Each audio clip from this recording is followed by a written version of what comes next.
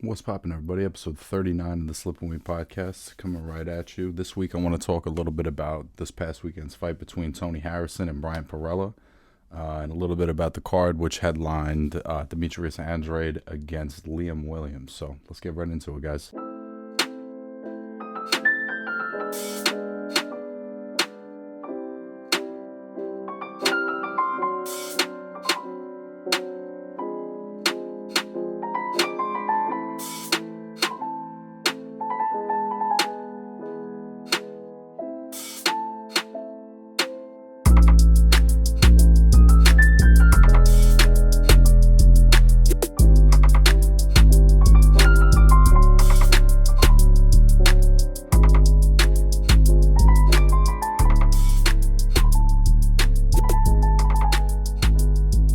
Start today talking about this DAZN card. As I said, the headline of that card was Demetrius Andrade's title defense against Liam Williams. I guess this is a mandatory, which they announced during the introductions. I didn't know this was a mandatory. I think that makes this fight even more frustrating, but I'll get into that a little more as we go through the show. I found this card as a whole to be a little bit frustrating for a lot of different reasons. It was kind of a weird card. There was some weird shit that happened in the fights. Firstly, there was a fight between Andrei Fedosov and this guy Majidov from Azerbaijan, and Fedosov catches him real clean, puts him down. It doesn't look like he's real hurt, but he clearly injures his ankle or his Achilles or something in his foot as he goes down, and so that fight ends in the first round, unable to continue. Like, you hate seeing shit like that where guys hurt themselves and it's not like a punch. And then there was this fight between Carlos Gongora and Christopher Pearson at junior middleweight. Gongora looked good to me. He looked patient. He throws hard punches. He throws good combinations, defensively responsible. You know, he showed all the good things, but Pearson was not a great opponent to me. I found his demeanor in the ring to be a little bit strange, to be honest with you.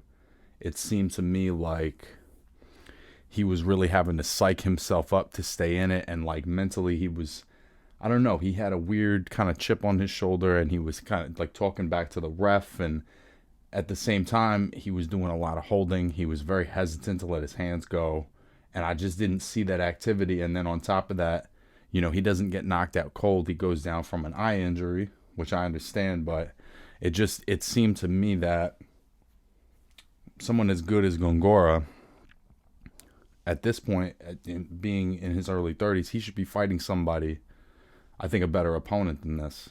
And I just overall found Pearson to be a strange opponent, and I didn't like how,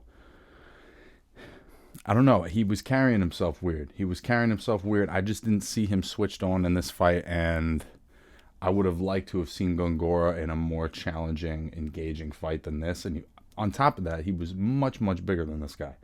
Super middleweights, he's a natural super middleweight. You know, this guy was coming up from 154, and it looked like that. So, you know, there was nothing about that fight that was particularly appealing other than Gongora's talent. And then we had the main event between Demetrius Andrade and Liam Williams, which I also found to be a very frustrating fight for a lot of different reasons. I'm going to break this down into layers why I found this fight so frustrating. For one, I think that Andrade is at a point in his career where he deserves a bigger fight. He deserves something more engaging than this, right? He's into his 30s now. He's 30-0 with 18 knockouts. He's got a belt, and he keeps winning, you know. And I feel like this was not a great opponent either. I wanted to see him in a more engaging fight. To me, Liam Williams was somewhat rudimentary. It was very like charge in, clinch, hope for the best. It didn't seem like he had a real good understanding of how to deal with the southpaw. The whole fight was just really ugly. There was a lot of grabbing and pushing and shoving, and Andrade did, you know, what he always does. He seems to always hurt guys early and put them down, and it seems like the fight has the potential to be a quick fight, and then it's not a quick fight. So while I think that he deserves a more meaningful fight, a bigger fight, a more exciting opponent, to me, this was not a good performance for him. Because every round after round, it was just so obvious what the talent gap was in this fight. And I just was really surprised that he could never find a way to make this a little easier for himself. And I don't know if that was a choice, but if it was a choice, he made it look like this guy was kind of giving him problems. And he didn't make it look like an easy fight, even if it was 12 zip. And I think, like, to me, he has to, and it shouldn't be this way. I don't think it should be this way. But if he wants to, continue putting himself in that conversation to be fighting the top guys, somebody like this has to be easy fucking work. Easy fucking work. And it wasn't. He really had to work for it. And I felt like, in a way, he did that to himself. And I think hearing him in the post-fight interview where he's saying, I shouldn't have to do anything to get these guys to want to fight me because I'm undefeated and I got a title. I get what he's saying when he says that, but that's not the reality of his situation. He does have to entice these guys. He has to make boxing fans want to see him. You know what I'm saying? And a performance like that, with all that fucking holding against a real B-level fighter at best, it's hard for me as a fan of his to go, well, you got to see him against Golovkin, right? You got to see him against Charlo. You got to see him against Danny Jacobs. That's a tough sell after that fight. It was too ugly. It was too ugly, and it was too difficult for him based on how obvious it was. And so this is where I also get, so this is kind of the third layer of my frustration with this fight. It's like, how long, as Eddie Hearn is his promoter and whoever else is in his management, how long can you ask a guy to keep being excellent fight after fight without, like, something bigger and more exciting on the horizon for him? You know what I mean? Like, they're asking a lot of him. They're asking him to just, night in and night out, every time he fights, to dominate these guys and stay passionate and stay hungry, when there doesn't seem to be like a real plan for how they put him in a big meaningful fight. And it doesn't seem like, even though they're in the same promotional team, it doesn't seem like anything that he's doing is enticing Golovkin to get in the ring with him. Look, you have to be exciting. You have to be exciting in some way, even if it's that you're just so dominant. If for him to have dominated this fight was either to stop him early or to be up on his toes and box and make it real minimal and just kind of outskill Williams, which he could have done very easily. He was like stuck between two things where he's trying to let Williams come in. He's trying to throw his counter shots, but he's kind of okay with the holding and the pushing, and again, I wish that he could just get a big fight because he's been at this level for long enough that he deserves it. But that's not the reality of the situation. So as I'm watching this fight round after round just continue on, I feel like as a fan, I'm watching his opportunity. I don't know if he's slipping through the cracks or what exactly it is, but I just feel like if he's not blowing guys like that out of the water, and making the fans demand, Demetrius Andrade, I just don't see how he gets that bigger fight, because the risk reward on that's no good if you're a big name. Because he is a good fighter. He is a skilled fighter. There is a good chance you lose. But where's the fan base? Who's demanding to see Andrade against these other guys? I wish it wasn't that way. I wish it was purely based on merit. But that's a part of the game. So, where does I wonder where he feels like he fits that into promoting himself. Does he feel like in his mind, if I have the opportunity to get a guy out of here, I got to do it, and I got to do it now, and I got to really lay it on him? Does he have that mentality? I don't know. But regardless, I think he's a really talented fighter that's not getting the fights he deserves. And on top of that, I don't think he made his case real good on Saturday, unfortunately. And I want to see him fight bigger names. So that's part of why it was so frustrating. But hopefully they can get him an opponent that's exciting for him, where we can see a little more passion in his boxing. The last thing I want to say about that fight, I didn't feel like his legs looked real great.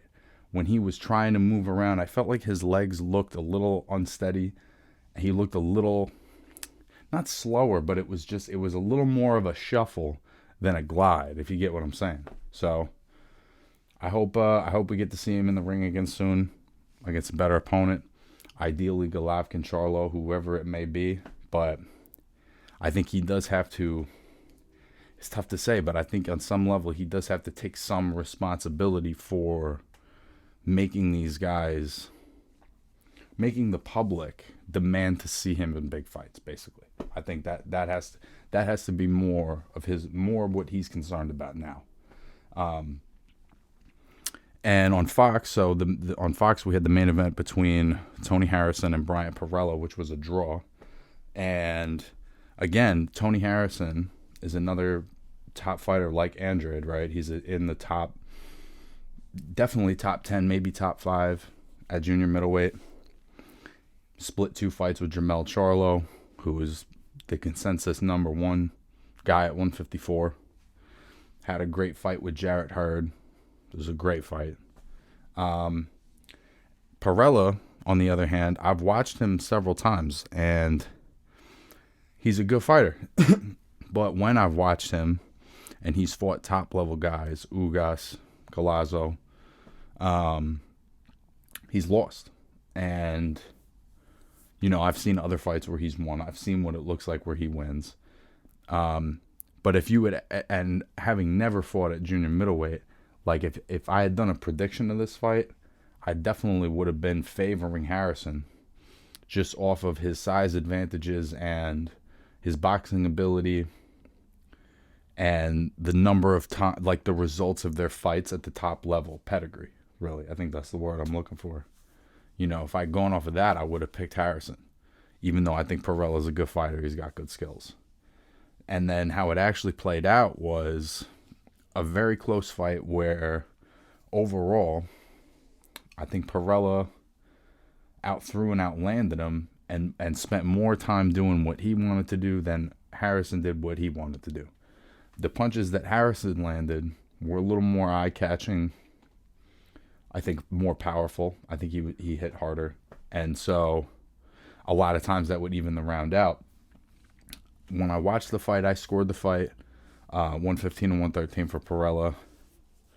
I do think he edged the fight. I know that's only 1 round off from a draw, but I do think that he edged the fight. I think he was busier. He was landing the cleaner shots more often, doing a better job of dictating the pace, making it the kind of fight he wanted to make it, which I was surprised at how easily Perrella was able to assert himself in his game plan in this fight. And I think part of it is that I think Harrison was thrown by the southpaw thing, which is surprising when you're watching guys at this level, that something like that would throw them off. But I think it did throw him off. One thing I noticed, when he was throwing his jab, he kept trying to throw it with his front foot on the inside of Perella's front foot. And if you don't know this, if a southpaw and orthodox fighter are fighting each other from opposite stances, the idea is for you to get your front foot on the outside of their front foot to create an angle. And Harrison kept trying to throw the jab stepping inside of Perella's stance. So on one hand, he's having trouble landing it. And on the other hand, when he's throwing it, he's actually putting himself in position for Perrella to land his left hand better. And he just never made that adjustment. And with the exception of the last 3 rounds, really, it never felt like he took it up to that next gear. He was always kind of stuck in that first gear. And it's been a long year for everybody. I know that he had lost his father, who was also his trainer. It's been hard to train for a lot of guys you know. But at the end of the day, everybody's kind of been dealing with that reality. So, I overall I would say this is a disappointing performance for Harrison. You know, if he is arguably one of the top 5 guys of this weight, and he's getting a draw with somebody who's never fought at that weight and hasn't really won when he's fought top level guys at welter, you know, that is disappointing. He can't be happy with that. I'm sure he's not. And I think that there was just, but aside from the stepping in you know, inside of Perrella's stance, it seemed to me like he just was a little thrown by Perrella's speed and by his movement and by his game plan. And he had this mind to come forward. He wanted to come forward and press the fight, which I think was great, but it played into what Perrella wanted to do. And Harrison, you know, is a great outside boxer. If you saw his first fight with Charlo, that's a great display of boxing he put on. You know, whether you thought he won or not, he boxed a really smart fight in that fight, and you could see his skill level. And I think you saw that rounds 10 and 11 and 12 in this fight. And so I wish he had maybe come out a little more assertive with his jab, and his foot positioning was better. And it's hard. Again, it's a little like Andrade, where it's hard after a performance like that. How can you say, you know, how can you demand that the top guys in the weight class fight you? And it's even harder to demand that when you're in a draw that maybe you're on the, you know, when it's a draw that's 60-40 and you're on the 40 end, you know. I don't know. The flip side of that is I was really impressed with Perrella. He came in, I thought, you know, coming in with Roy Jones in your corner, that's a huge advantage. You could see that it helped him, because I think that, you know, against Collazo, when he fought Collazo did a better job of cutting off the ring and making that fight physical, which is not particularly Harrison's style, but that's sort of what you have to do.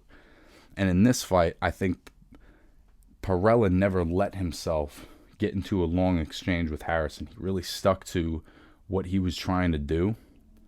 And I think that actually, you know, he kind of makes an argument for himself to get bigger fights at that weight, because he was, in my mind, he was such a big underdog. There's also the side of it where maybe a guy that big has a hard time making welterweight. You know what I'm saying? And so moving up to 154, not having to cut all that extra weight off, is maybe making it so that he's able to do more of what's up here, right? That's kind of the advantage when you're not cutting weight anymore, is your body's able to do what your mind wants it to do a lot better because you're fresher. And he looked fresh. He looked like a junior middleweight. The size difference was also quite a bit less than I thought it would be. You know, I would have thought Harrison would have just looked naturally a lot bigger, and he did look bigger, but it wasn't a substantial size difference. So it's hard to know where Harrison goes from here. I think Perrella, he, you know, as far as the PBC junior middleweight scene, I think he puts himself in the position to be the B-side against another top junior middleweight. For Harrison, I think it's like it's not that he has to start from square one, but he's really got to rethink some things, as far as,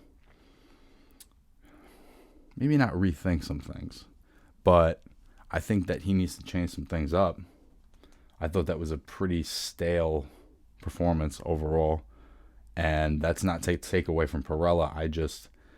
The Tony Harrison that I've watched is a much more dynamic, fast, intelligent fighter than that, and it just felt like he never really flexed that to his fullest potential.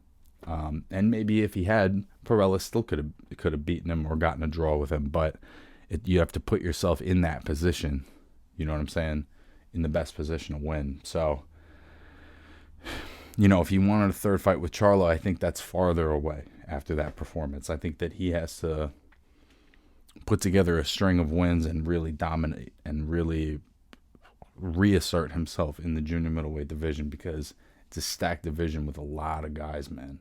There's a lot of good fighters at this weight. I've talked about this weight class before. You know, you got Jamel Charlo, you got Rosario, you got Julian Williams, you got Jarrett Hurd, Brian Castano, Arislandi Lara. It's a stacked weight class. You know, so for guys to keep themselves in the mix, it's like one bad performance and you're out of the mix. And I'm not saying Harrison's out of the mix, but he doesn't make a compelling argument to the top guys with this fight. He just doesn't. And that's frustrating. And all of these fights, and was even more frustrating on a night where, you know, a YouTube star was fighting a Olympic wrestler on pay-per-view, you know, and, you know, Demetrius Andrade is fighting Liam Williams after years and years of winning, maybe not getting what he deserves, you know, and he's still not getting what he deserves. And these were really good fights, right? And so I was going to talk about the Paul Askren fight and whatever, but my guest from episode 37, Brandon Gonzalez, I think put it best with these YouTube influencer fights, whatever you want to call them. If you don't like it, don't watch it. And I don't like it, and I didn't fucking watch it. So I can't really speak to how the fight was or what the quality of the product is. But I think when you look at, you know, is this helping boxing make the best fights and improve the sport and all that? It's a tough argument, right? Like, I don't think it's helping with any of that. I don't think it's helping the sport. I think it's helping people take advantage of the sport, in a sense, make money off the sport without, you know, making the sacrifices that these guys make, without putting in the time that these guys put in, without the years of, you know, the years of struggle. So I didn't like it and I didn't watch it, and I'm not going to speak on it, but I knew that it was happening, and it made these fights to me even more frustrating, because I think both of these guys, not both of these guys, but all of the fighters on these cards, I think, in a sense, deserved better. And it's hard to know that and then know that there are non-fighters getting rich off this shit, you know? So in a way, like, I'm very much conflicted about celebrity fighting. Because it's hard. It would be hard for me to say, oh, I don't think it has any right to exist. Like, that's not what I'm saying either. But I think, like, athletic, like, improving the sport, like the sport, I don't know if it serves that. And it's going to be interesting to see, you know, if that translation, because that's sort of the pitch, right? Like, oh, you're getting new eyes on the sport. Yeah, but is anybody that watched that going to watch Demetrius Andrade? You know what I mean? It's not like they watch the 45 seconds of Jake Paul fighting, and then they're like, let me check that BoxRec schedule. Let me check the ESPN schedule. I can't wait to see Rigondeaux Casimero. You know what I'm saying? That doesn't happen. That's like a fantasy. So, yeah, I'm conflicted about all of it. And I think until it shows the sport a little more respect, I'm good. I'm all set. So that's episode 39 of the Slip and Weed podcast, you guys. Thanks for tuning in. I'll be back next week. When you get a chance, check out my newest tutorial. And I'm going to be putting out more of those this week. And that's it, guys. Appreciate it. Peace.